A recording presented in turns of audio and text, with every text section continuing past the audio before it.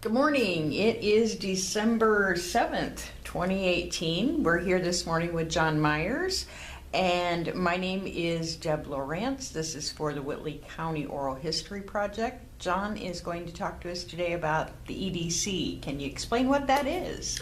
Sure. So the Whitley County Economic Development Corporation is a not-for-profit organization in Whitley County that the purpose of which is to attract jobs and investment and generally work to for the benefit of the economy of Whitley County.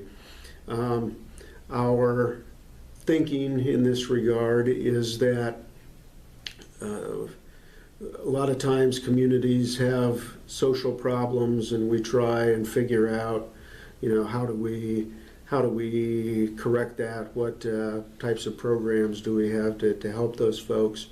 And I would say the folks in Whitley County recognized early on that a big part of having successful communities and successful families throughout our communities in Whitley County and throughout the county is to create a environment where business thrives and people can get good jobs. If you have families where mom and dad or mom or dad have a good job and can support their family, you'll find that you have a lot less other social problems in the community because the families can take care of themselves, and we have more people who have time to volunteer in the community and work with our educational system and other things. So again, philosophically, the big role of the EDC is to help our families and our people succeed and take care of themselves. Okay. So you help bring industry into town, you then support them as they're here?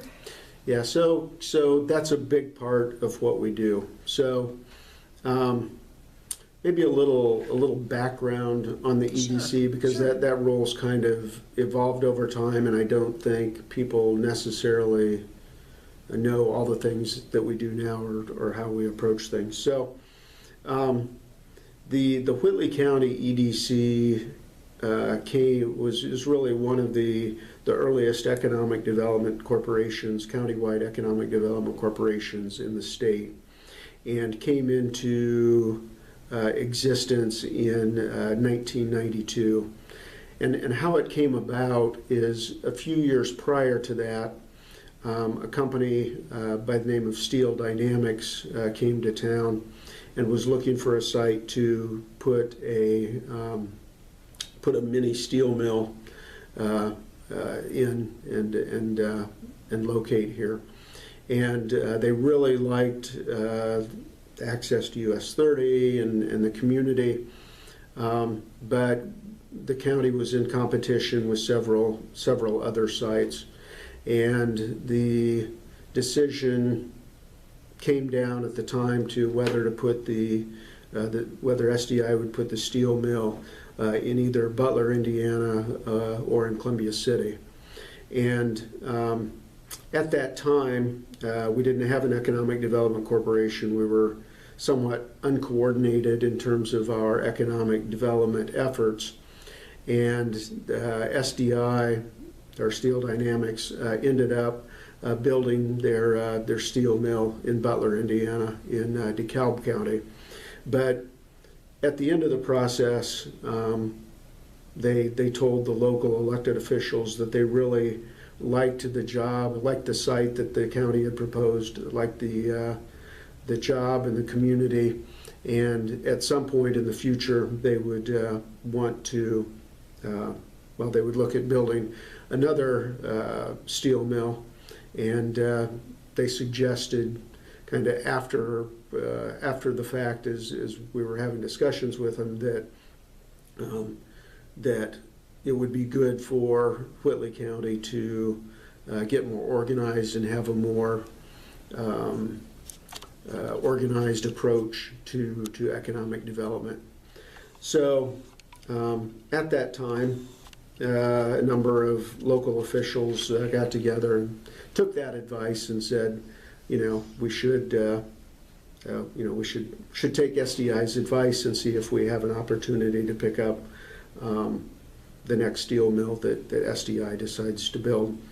And so kind of the grand deal at the time was that the county would develop a county economic development income tax, or CEDIT tax as it's called, and would use the funds that they collected from that income tax to fund an economic development program, an economic development organization, and use any extra funds to improve infrastructure so we were ready for industrial growth when the opportunity returned.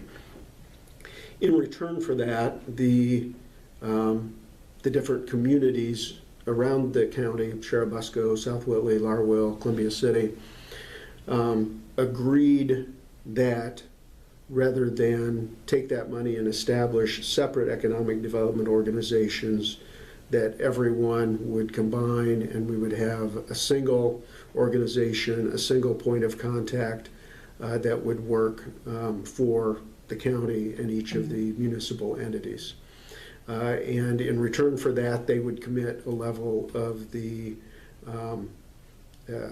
county economic development income tax that would be made available to them to help fund the organization.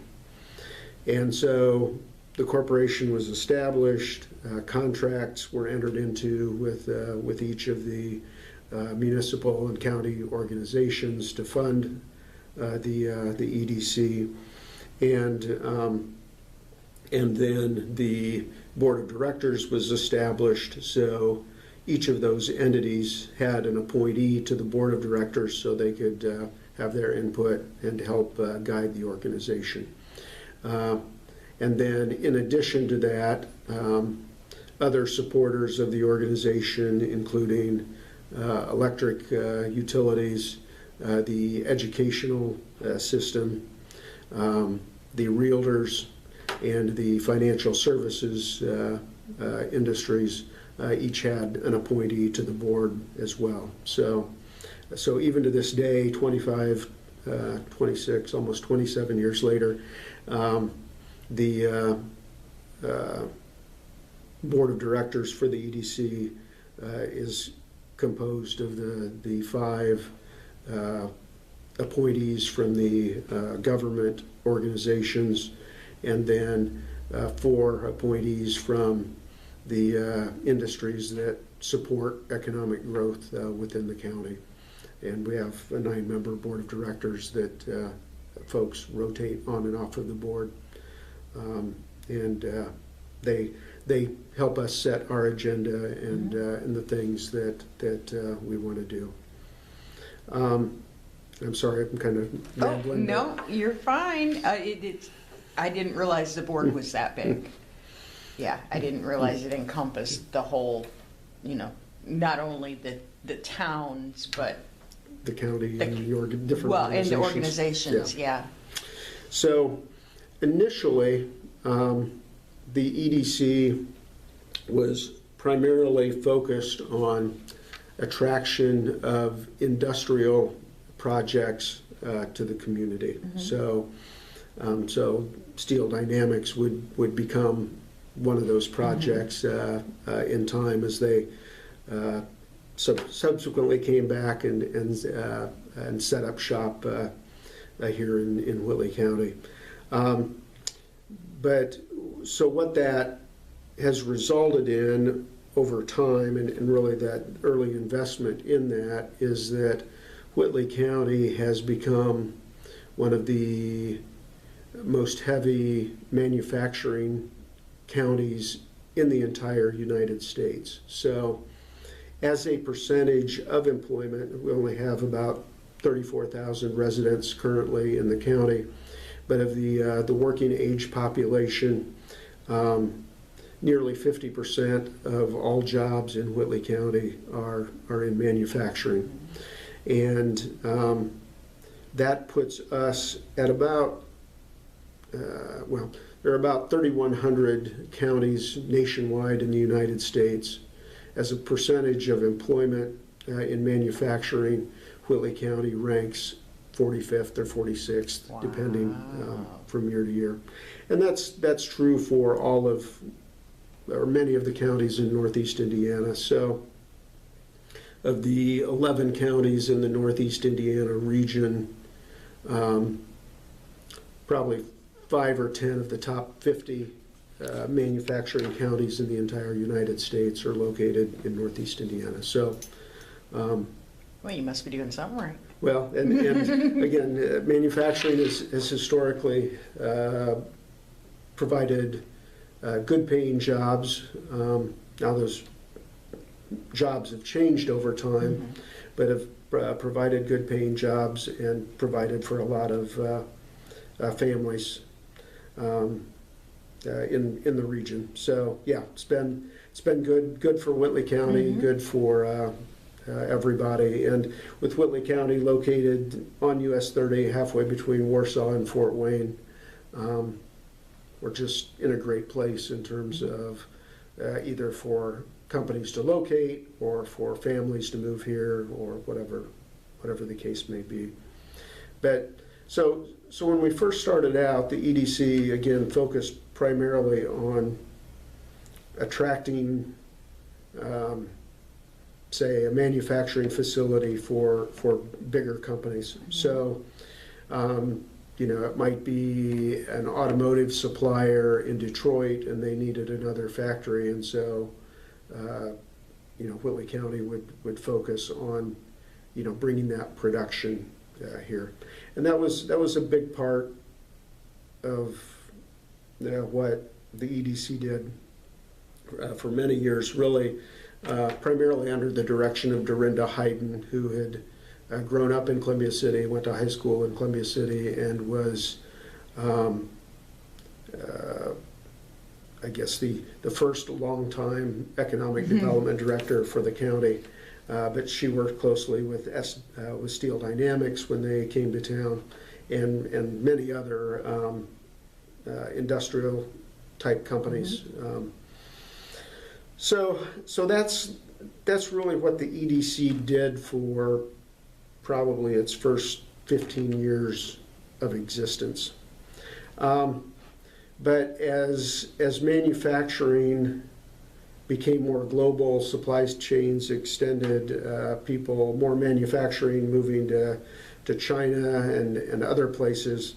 I think the folks here locally realized that, again, that we needed to get out ahead of it and do some different things. So the focus at that point, we kind of refocused a couple of things. So first off, what we realized is as manufacturing facilities were scaling back or closing during that time period, many of the headquarters of the companies that owned those facilities were located in Chicago or New York or Atlanta. Yeah. And the decision whether or not to retain the jobs or keep the factories open weren't necessarily being made by local people. And oftentimes the community was in a competitive situation with other factories and other manufacturing facilities that could be anywhere else in the country. And so, although we've never, gone 100% away from this kind of industrial attraction process that we did, we realized that perhaps we needed to do more in terms of helping startup companies, companies where the owners would live here and if they grew to a certain size, the headquarters would be here. So, so now, I mean, well, so that was a big focus in terms of how do we become the headquarters, where the owner and the boss is located, and the decisions are being made locally with regard for the local community, Sure. as opposed to people in Chicago or Denver or Atlanta that may not even know where Whitley County is or Columbia City is. And so, you know, a lot of folks.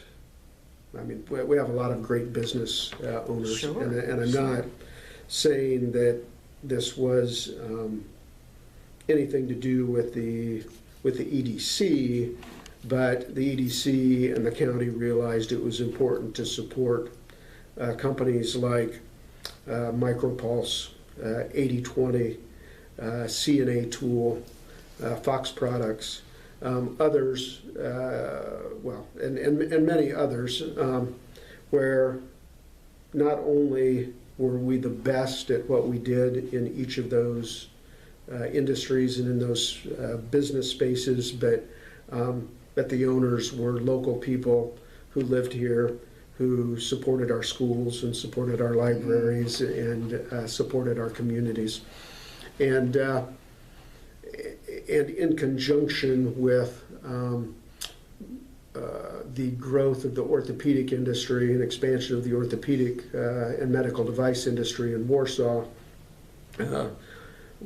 we had a number of people who started businesses in their garages to support that industry, and have grown dramatically. And the examples that I just gave are great examples of hometown business owners and that have built huge companies.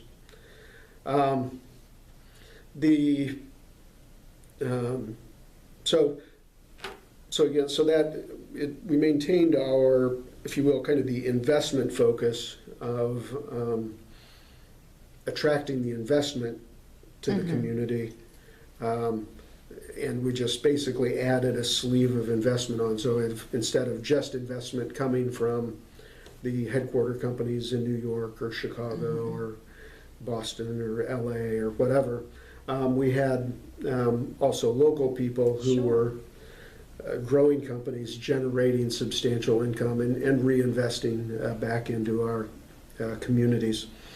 But again, as always, things continue to change. So those are things that we do. Still, again, we go out and work to attract companies to move here, to settle here. We work closely with our current companies to make sure that they have everything that they need to expand. Oftentimes, the EDC will provide guidance in terms of if there's an issue with the Indiana Department of Transportation on a road issue, kind of help guide them to the right people, or talk to the county commissioners about a county road, or the city about additional sewer service, stuff like that. So kind of act as the first point of contact for those businesses to help save them time and energy and get them to talk to the right people that they need to grow and expand, and again provide more jobs and better pay for the people that live here. Something that has been a challenge recently, and I'll say over the last couple of years, and so we'll see how this plays out as people look at this video years to come. But as our companies have succeeded, unemployment is very low at the moment. So currently in Whitley County, unemployment rate is maybe between 2.5% and 3% from month to month.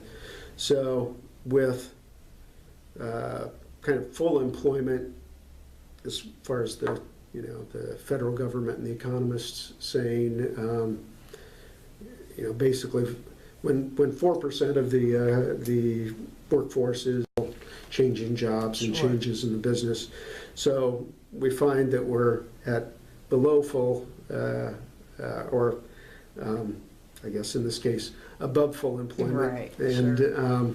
and the unemployment's lower really than it should be for the economy to be healthy. So we have, once again, tried to expand our focus a little bit,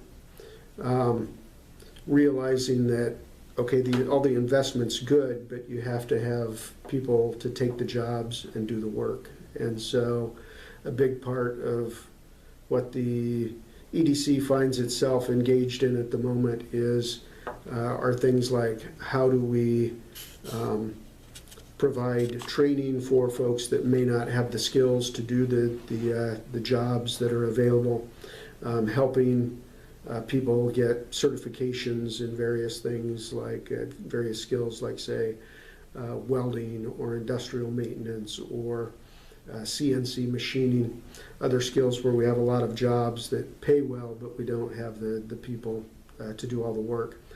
And then also projects within our communities to create, to make sure that we have a quality of life where people will either A, want to move to our communities, or B, stay in the communities rather than move someplace else for other jobs or other opportunities. Again, because we need the people. We have good paying jobs, but we need the people to do the work.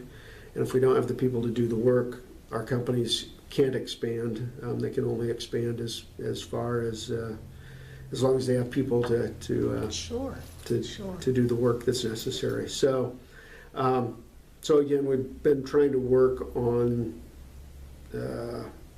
quality of life projects, working with the city of Columbia City and South Whitley, say, on trail projects.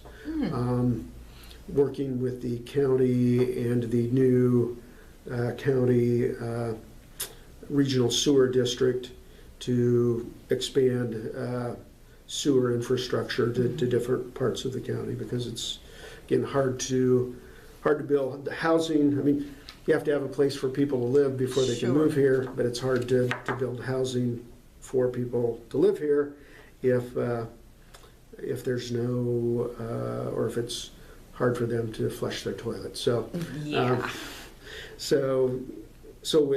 Although, again, we continue to focus on attracting the companies and helping our companies grow, we've, before, where maybe it was all to one side and that's all we worry about, we've started adding projects and shifting our focus in terms of how do we get people to move here, how do we train the people that we have, how do we provide opportunities for our children who may not have an interest in going to a 4-year college, but maybe would be happier in a 2-year program with skills that where they can earn a good living, and just making sure we take full advantage of the people that we have.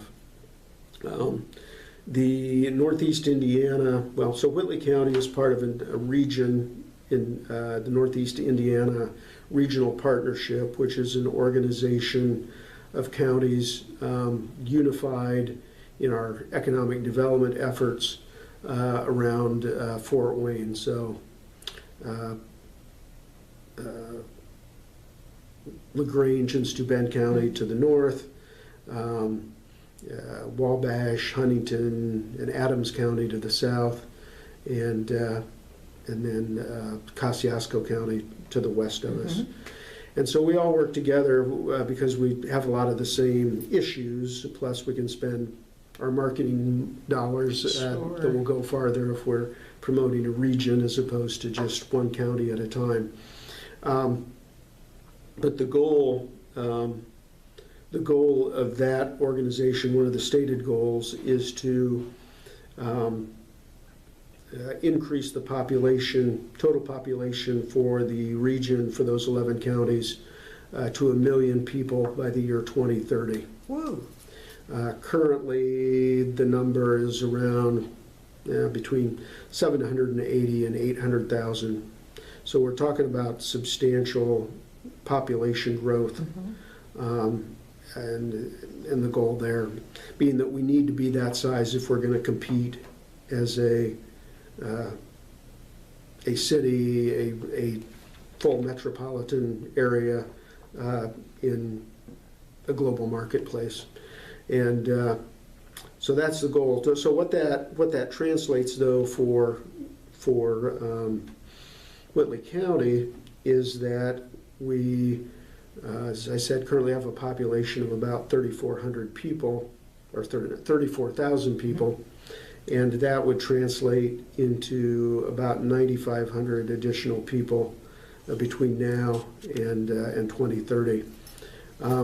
So again, that sounds fine. It's like, what do? You go out and talk people into moving here. But the reality is you can't just, move 9,500 people into the county immediately. So the work now really is focused on infrastructure, water, sewer, electricity, internet service, the things that we need to even to house people, let alone get them to move here in the first place. And then, the development of housing developments, apartment buildings, multifamily housing, single-family housing, the building of a new high school, which is currently underway and scheduled to open up in the fall of 2020. So these are the things that we're doing now with the hope that we can hit our targets and grow our communities and grow the economy for the next,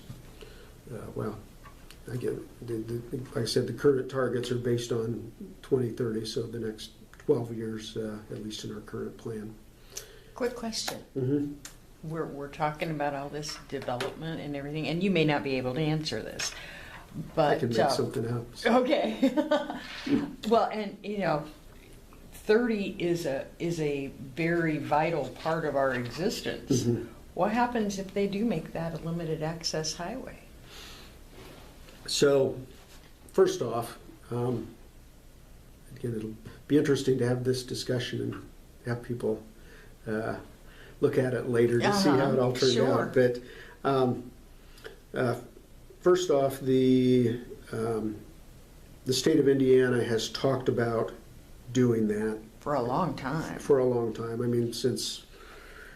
As early as when US 30 was built in the 1960s, there was a question of whether it should be a limited access. So most recently, there's been some discussion about whether that's a project that INDOT should pursue. And so all of the counties and cities from Fort Wayne to basically Valparaiso in Porter County, so the entire length of US 30, have about a year ago when this first came up, got together and put together a planning organization with the talk of we want this to be good for everybody along the way. We all have an interest in making sure that it's done right, but we wanted to provide input to INDOT to make sure that is done right. Whitley County and Columbia City, again, probably a year and a half ago, maybe longer now, but we actually held community meetings to discuss what would be the preferred route, where everybody would like to see interchanges, that sort of thing, and actually put together a plan or a suggested plan that we delivered to INDOT, or with the Indiana Department of Transportation, to give them some ideas and guidance. Now, personally, I believe that US 30 coming through Whitley County has been a great thing economically for the county for the last 50 years. I mean, when it was, I mean, I actually remember when it was really? first Cool. built. So that's how old I am. So, but so it's been good for us, and we just need to make sure that as the planning takes place, that we don't mess up everything that we've done and everything good that we've created. Now, I think it's good for the county and good for the communities because, again, it will attract additional economic activity. And as you know, right now with the traffic being so heavy on 30 and the number of trucks going up and down. Scary. Yeah, and we, lose, I mean, we probably, anybody in the county knows somebody who's, died or been badly injured in a traffic accident on 30. And so safety is something that we all need to be concerned about. Now, I actually think it'll be interesting to see because we're now at a point where we're talking about self-driving vehicles, which will presumably play out over the next 5, 10, 15 years, Sure. depending on who you talk to or who you believe. But I guess a question arises there as to if the vehicles become self-driving and become safer, then does spending billions of dollars on a safer highway matter as much, or do you reduce the congestion and safety concerns because the cars are automatically, or even the trucks, automatically adjusting themselves to spread out the traffic, hit the lights at the right point in time, those sorts of things. Okay, cool. So that's the EDC, and that's what we do. I guess any other clarifying questions, Deb, that you can think of? I think you explained it rather well. We really appreciate you coming down to talk to us and taking time out of your day. Anything else you'd like to? I don't think so. I think, well, I'll just say I think good things are yet to come in all of our communities, and I'm excited about it every day, going into the office and seeing how we can push the ball forward. Now, again, 10 or 20 years from now, somebody may look at this and say, he didn't quite have it right, but I'll bet not. We'll see. It'll be interesting. I'll bet not. All right. Well, thank you so much for coming down and talking to us. Great. Thanks.